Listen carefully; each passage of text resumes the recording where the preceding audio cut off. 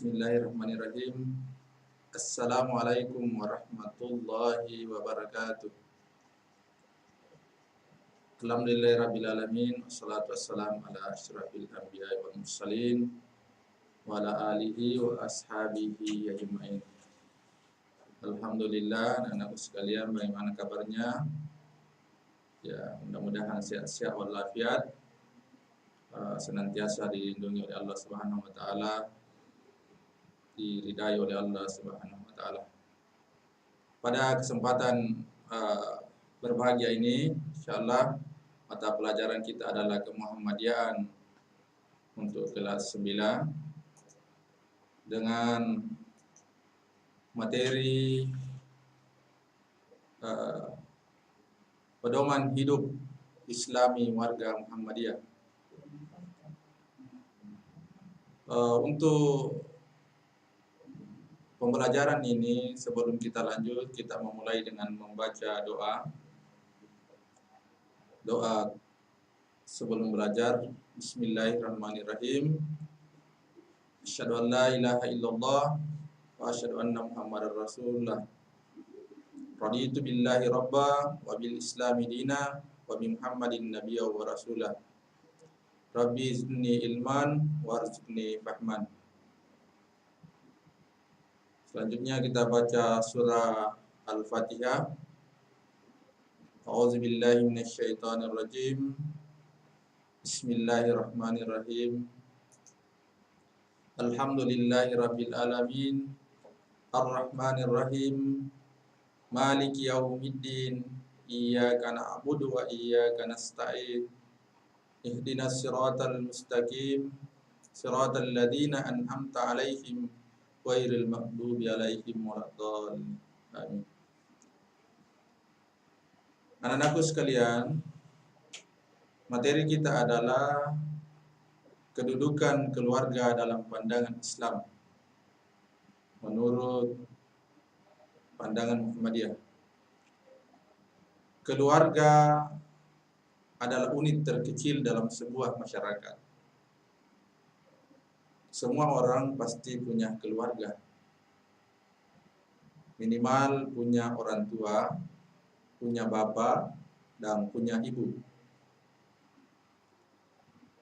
Secara luas, keluarga bukan hanya sekedar hubungan formal, suami atau istri atau anak.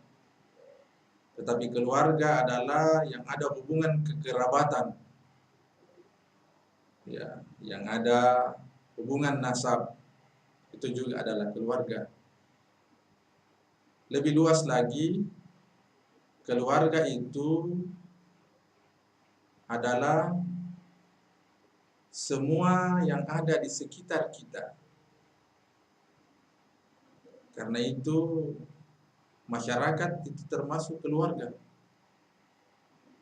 Sehingga keluarga itu memiliki fungsi. Apa fungsi dari keluarga? Itu banyak.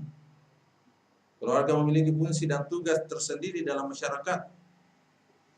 Ya. Karena itu fondasi dalam keluarga harus memang betul bagus. Ya, seperti tujuan penciptaan manusia dalam keluarga itu di surah Ar-Rum, surah ke-30 ayat 21. A'udzubillahi minasyaitonirrajim. Wa min ayatihi an halaqalakum min nutfat min anfusikum azwaja. Ya. Litaskunu ilaiha wa ja'ala bainakum mawaddatan wa rahmah. Inna fi zalika laayatin liqaumin yatafakkarun. Ya. Di antara tanda-tanda kebesarannya atau kebesaran Allah Subhanahu wa taala, Dia menciptakan pasangan-pasangan untukmu dari jenismu sendiri. Ya, dari jenismu sendiri ya. Maksudnya itu dari sesama manusia. Ya. Apa tujuannya? agar kamu cenderung ya merasa tentram kepadanya, ya merasa tentram kepadanya. Dan dia menjadikan di antara rasa kasih sayang yang sungguh, ya rasa kasih sayang yang sungguh artinya masuk ke dalam jiwa itu. Pada yang demikian itu benar-benar terdapat tanda-tanda kebesaran bagi yang mau berpikir. Ya, anak-anak sekalian, lalu bagaimana pandangan Muhammadiyah tentang keluarga? Ya, pandangan Muhammadiyah tentang keluarga, tentang apa kedudukannya? Ya, yang pertama merupakan tiang utama kehidupan umat, ya, dan bangsa ini sebagai tempat sosialisasi nilai-nilai yang paling intensif dan menentukan, ya, menuju kehidupan keluarga sakinah mawaddah warahmah. Ya, seperti tadi ayat di surah Ar-Rum itu. Ya, tujuannya itu adalah bagaimana kita bisa menjadikan keluarga itu keluarga sakinah mawaddah warahmah. Ya, kedua, keluarga-keluarga di lingkungan Muhammadiyah, ya, itu dituntut untuk benar-benar dapat mewujudkan keluarga sakinah. Ya, bagaimana caranya supaya bisa keluarga itu menjadi keluarga sakinah? Ya, yang pertama adalah menanamkan tauhid dalam keluarga. Ya, bapak dan ibu itu memiliki kewajiban, ya, kewajiban mengajarkan kepada anaknya bagaimana pengetahuan tentang agama. Ya, minimal bagaimana memperbaiki tauhidnya. Ya, dalam Al-Quran itu ada contoh pendidikan keluarga yang diberikan oleh Allah Subhanahu wa taala, yakni sosok ayah atau sosok abi itu Luqman. Ya, dalam surah Luqman itu dijelaskan tentang bagaimana Allah Subhanahu wa taala memberikan hikmah kepada Luqman. Ya, hikmah itu adalah ilmu yang tidak semua orang bisa dapatkan. Ya, sebuah pemberian Allah Subhanahu wa taala yang begitu mendalam. Ya, itu namanya hikmah. Jadi itu cara-cara supaya kita keluarga di Muhammadiyah itu bisa memperbaiki akidahnya. Ya. Ya, kemudian yang kedua, Muhammadiyah membentuk gerakan jamaah. Ya, minimal jamaah dalam keluarga. Seorang bapak, seorang ayah, ya, menjadi pimpinan dalam rumah tangga itu. Ya, sebuah jamaah. Ya. Kemudian ada namanya dakwah jamaah. Jadi istilahnya di Muhammadiyah itu GJ, DJ, gerakan jamaah dan dakwah jamaah. Ya. Kemudian ada perluasan makna dan cakupan dakwah. Ya, tadi dakwanya ya. Sama konsep dakwah itu mengalami perluasan makna dan cakupan. Jadi dakwah itu kalau selama ini ada yang memahami bahwa dakwah itu hanya sebatas berceramah atau berkhutbah, ternyata dakwah itu tidak lagi sebatas dan identik dengan berceramah. Jadi bukan hanya berceramah itu namanya dakwah. Tapi dakwah adalah segala aktivitas, ada usaha untuk mengubah satu situasi tertentu ke arah situasi lain yang lebih baik sesuai dengan ajaran Islam. Ya, misalnya di lingkungan kita sering terjadi kenakalan-kenakalan remaja. Ya, Bagaimana caranya mendakwai? Ya ada hal yang perlu dilakukan.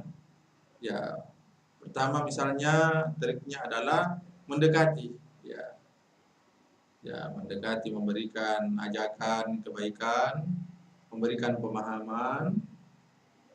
Kalau misalnya ada lingkungan suka balap-balap motor, ya balap-balap motor yang saya maksud adalah yang tidak legal.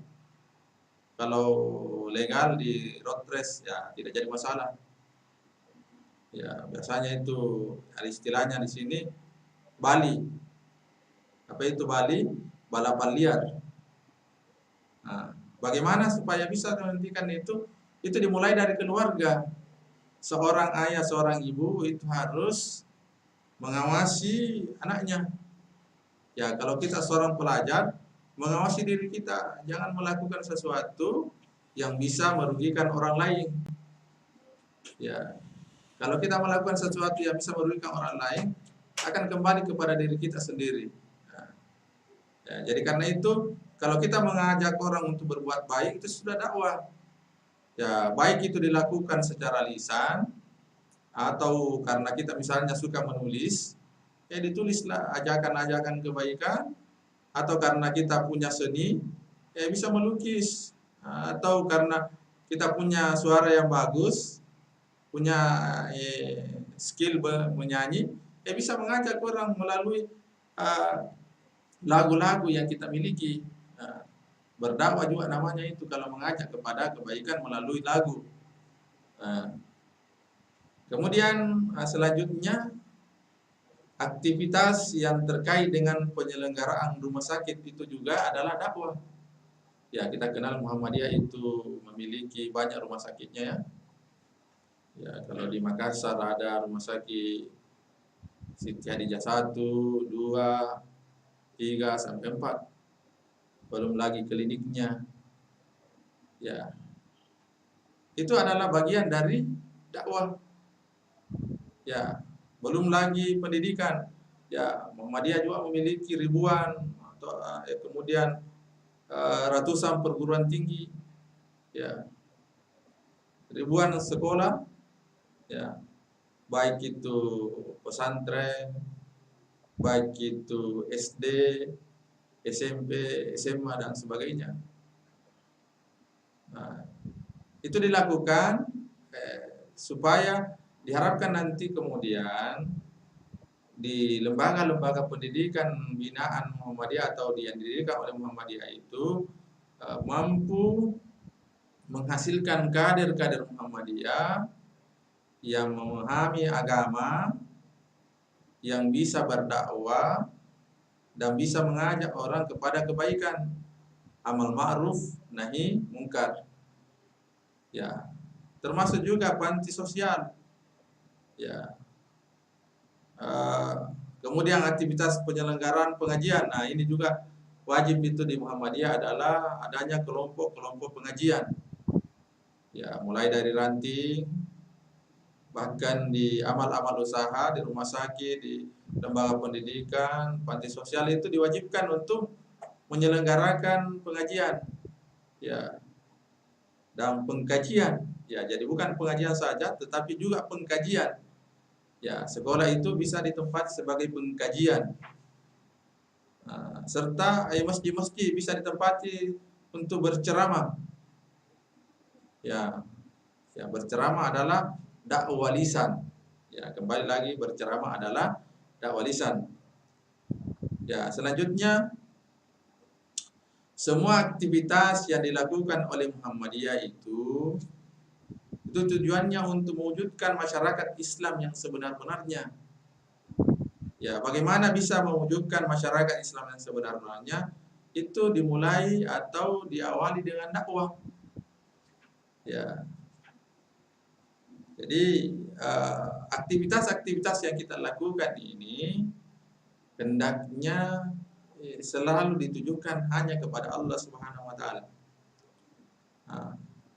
Selanjutnya di Muhammadiyah itu ada namanya pelembagaan aktivitas dakwah. Ya, dakwah ini hanya bisa berjalan dengan bagus kalau melalui pengorganisasian, diatur sedemikian rupa.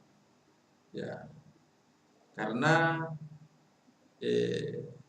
kebaikan yang tidak terorganisir itu bisa dikalahkan oleh kebatilan yang terorganisir. Ya, karena itu di Muhammadiyah aktivitas-aktivitas dakwah itu diorganisasi, diatur. Ya, perorganisasian atau pelembagaan aktivitas dakwah secara permanen. Misalnya ada lembaga khusus menangani dakwah, ada lembaga khusus menangani pendidikan, ada lembaga khusus menangani organisasi. Ya, ada yang lembaga khusus menangani bagaimana memutuskan hukum-hukum agama ini. Ya, itu lembaga misalnya majelis tarjih. Ya.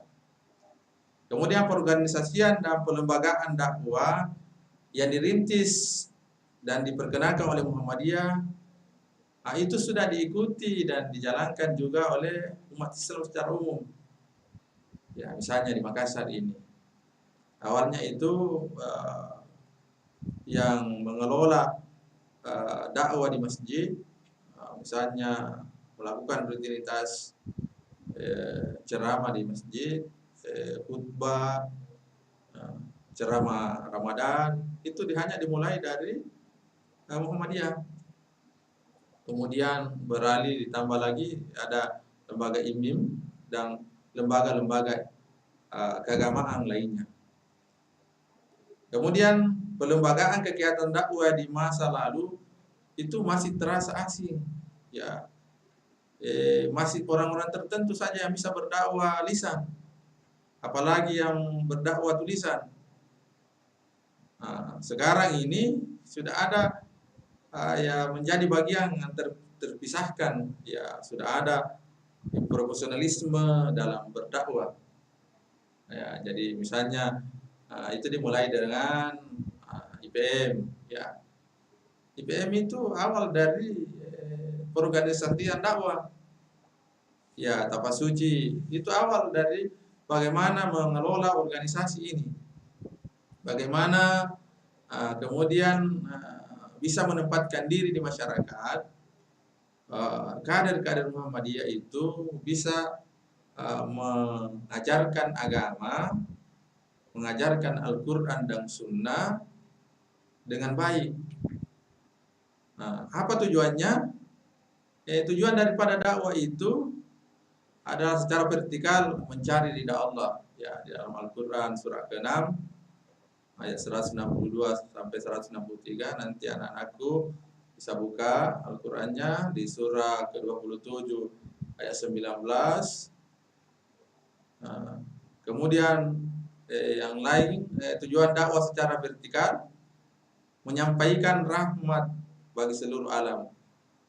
Ya, kalau ada orang yang berdakwah tetapi mendatangkan peperangan, maka perlu dipelajari itu metodenya. Kenapa orang berpecah karena dakwanya, merasa tidak senang dengan dakwanya. Kalau yang merasa tidak senang dengan dakwanya adalah orang-orang yang suka berbuat zalim, itu biasa. Tetapi kalau sesama pendakwah yang merasa tidak senang, itu yang perlu dikoreksi. Kemudian tujuan tersebut, tujuan dakwah itu bisa terinci. Tujuannya misalnya tujuan individu, itu di Quran di surah Al-Baqarah ayat 22 dan 209. Ya. Kemudian dalam keluarga, ya, di surah Luqman ayat 21. Kemudian di surah Rum ayat 21 juga ada. Kemudian di surah Luqman ayat 11.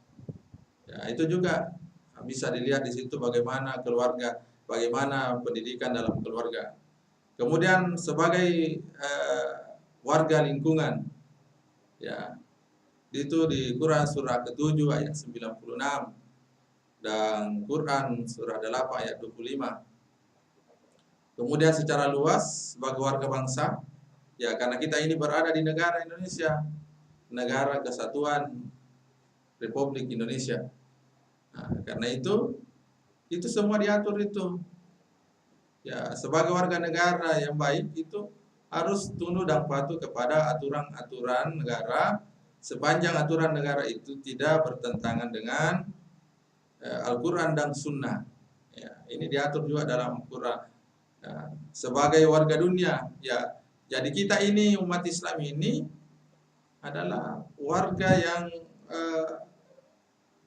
seluruh aktivitasnya itu adalah hendaknya bisa berhubungan dengan dunia.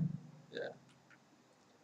Lalu kemudian visi Muhammadiyah. Ya, apa visinya itu? Kenapa ada Muhammadiyah? Kenapa ada didirikan Muhammadiyah? Termasuk kenapa kita ada sekolah Muhammadiyah? Ya, visi dan tujuannya itu adalah supaya terwujud masyarakat Islam yang sebenar-benarnya.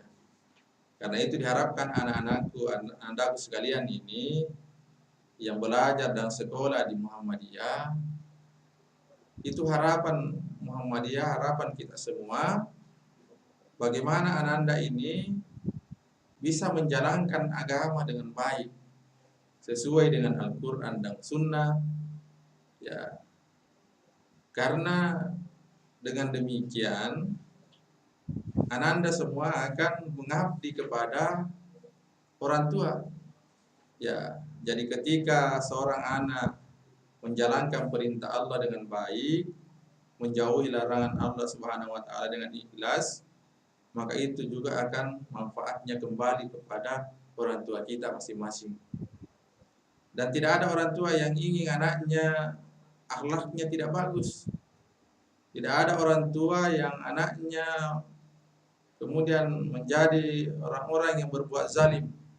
Tapi semua orang tua itu menginginkan supaya anaknya menjadi orang-orang yang diridai oleh Allah Subhanahu wa taala. Ya, kemudian misi Muhammadiyah. Nah, apa misinya Muhammadiyah? Adalah menegakkan tauhid yang murni. Ya, kembali lagi apalagi tauhid itu, yakni mengisahkan Allah Subhanahu wa taala. Ya, karena itu diharapkan para pelajar-pelajar Muhammadiyah itu tidak ada lagi yang percaya kepada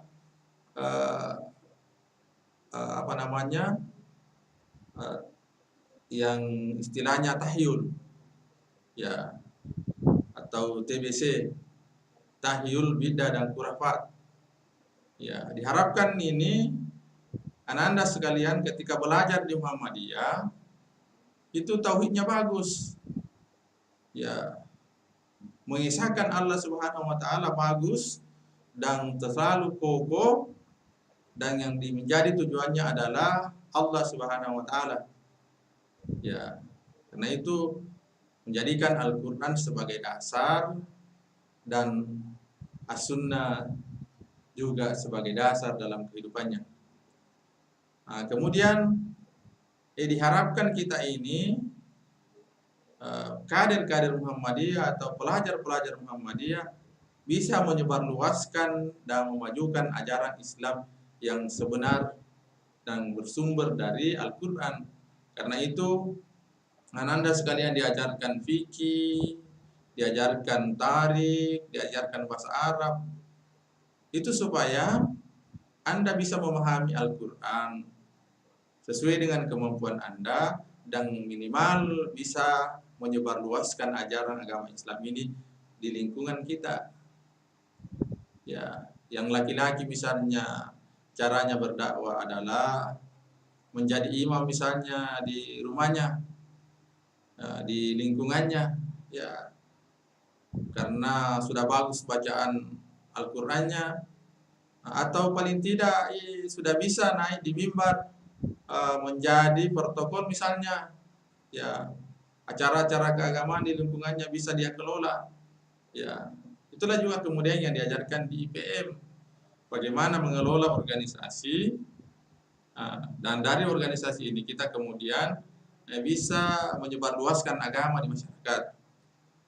Nah, kemudian yang ketiga, mewujudkan amal Islami dalam kehidupan pribadi. Jadi ananda sekalian diharapkan bisa mendakwahi diri sendiri. Ya, misalnya mulai dari cara bercakap, misalnya bagaimana misalnya mau meninggalkan rumah, ya mentradisikan itu meminta izin kepada kedua orang tua sebelum keluar dari rumah. Nah, itu juga adalah bagian dari dakwah. Ya, berdoa sebelum keluar rumah. Ya, merendahkan suara di hadapan orang tua. Itu adalah wujud dari Islami atau kepribadian hidup seorang kader Muhammadiyah. Nah, kemudian dalam keluarga, seorang anak tahu kedudukannya. Jangan kita sebagai anak, tetapi kita mau menjadi kepala rumah tangga. Kita yang mau perintah orang di rumah. Kita yang semua yang kita inginkan harus jadi. Tidak seperti itu. Begitu juga di masyarakat. Nah, kita harus bisa menjadi panutan bahwa orang mengatakan, oh betul ini adalah kader Muhammadiyah. Orang akan berkata, oh di mana sekolah itu si Ano? Nah, kalau orang bagus akhlaknya, dia mengatakan, oh dia sekolah itu di SMP Muhammadiyah, Unismu. Ya, maka itu adalah merupakan salah satu dakwah. Ya, selanjutnya tujuan Muhammadiyah. Ya, itu tadi mendengarkan dan menjunjung tinggi agama Islam sehingga terwujud masyarakat Islam yang sebenar-benarnya.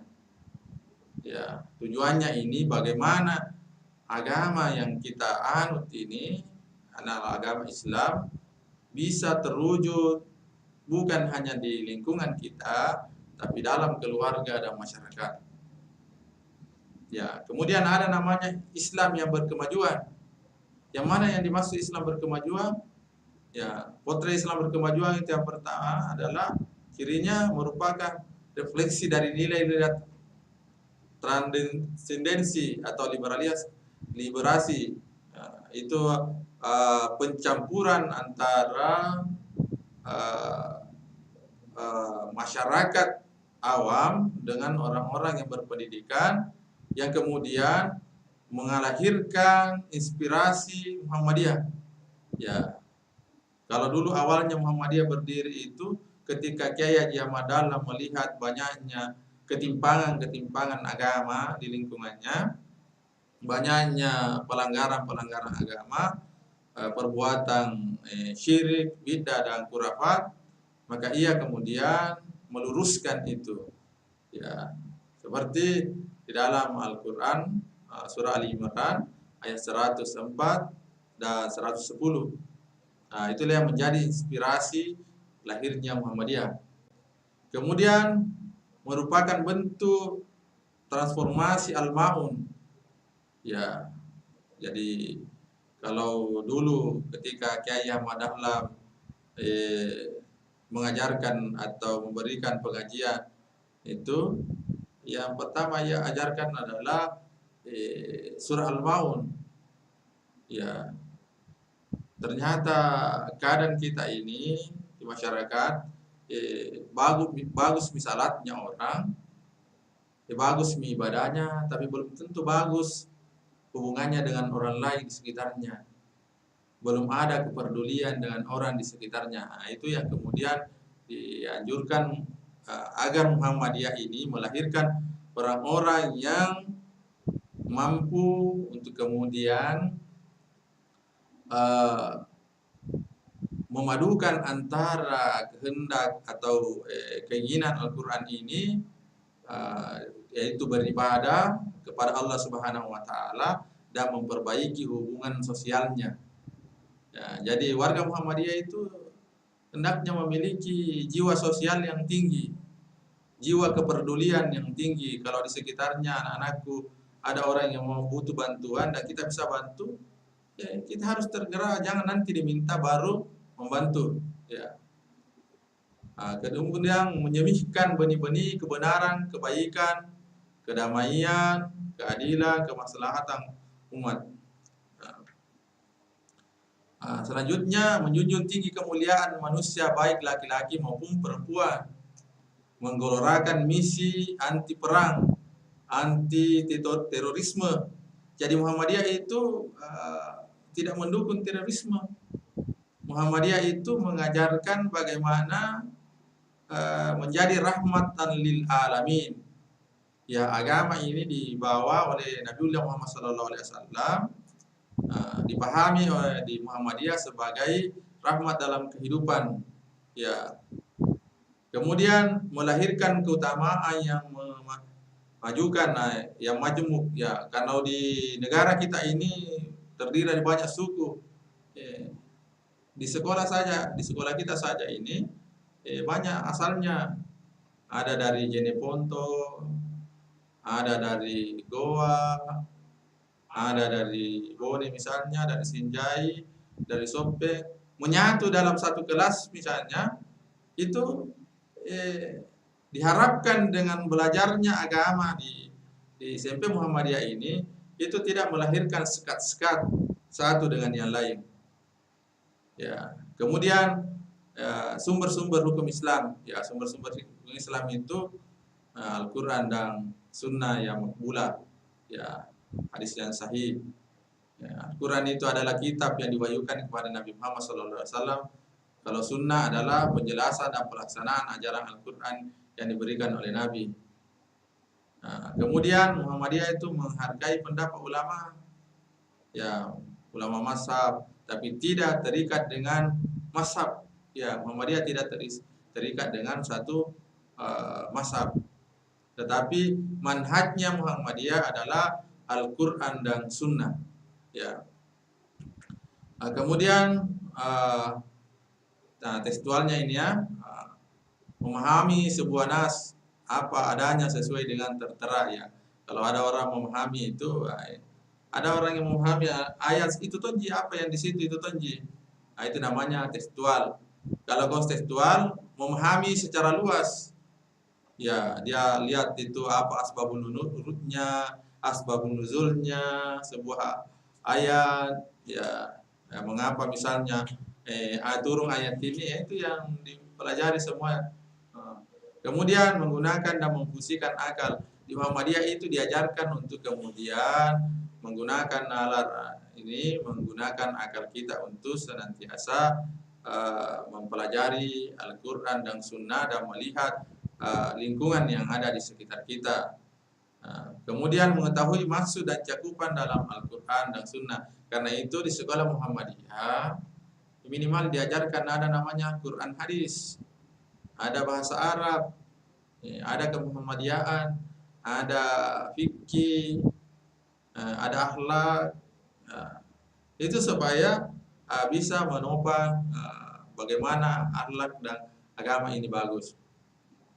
Kemudian Muhammadiyah memahami Al-Quran maupun As-Sunnah secara komprehensif, utuh, bulat dan tidak terpisahkan. Jadi di Muhammadiyah itu diajarkan bagaimana itu ayat satu dengan yang lain saling keterkaitan, tidak bisa dipisahkan. Jangan mengatakan ini saya mau pakai karena sesuai dengan keadaanku. Kemudian dalil-dalil atau nas yang dapat dinilai mengandung unsur-unsur ta'arud, ya selalu diupayakan untuk dicarikan titik temunya. Ya, misalnya ada perbedaan pendapat, bukan perbedaannya yang dibesarkan, tetapi persamaannya yang dicari. Ya, sehingga terjadi titik temu. Sama dengan ketika kita berorganisasi, jangan yang masalahnya itu selalu diperdebatkan, tetapi bagaimana dipersatukan itu. Ya.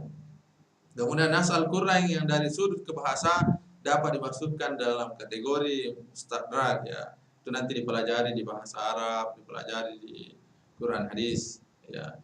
Di Quran hadis minimal misalnya dipelajari kata-kata sulit, ya, dalam sebuah ayat.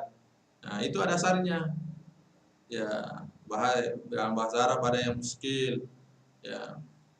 Ini itu yang terakhir, ya, ada metode ijtihad. Insyaallah nanti akan dijelaskan ini metode ijtihad, bagaimana di Muhammadiyah itu ya bayani itu burhani, menggunakan wahyu, menggunakan rasio dan pengalaman empirik, itu namanya metode burhani. Ya, mungkin ini materi kita pada kesempatan ini. Nanti kalau ada yang mau bertanya bisa langsung atau mungkin bisa juga melalui WA. Kita tutup dengan doa kafaratul majelis. Subhanakallahumma wa bihamdik, asyhadu an la ilaha illa anta, astaghfiruka wa atubu ilaik. Assalamualaikum warahmatullahi wabarakatuh.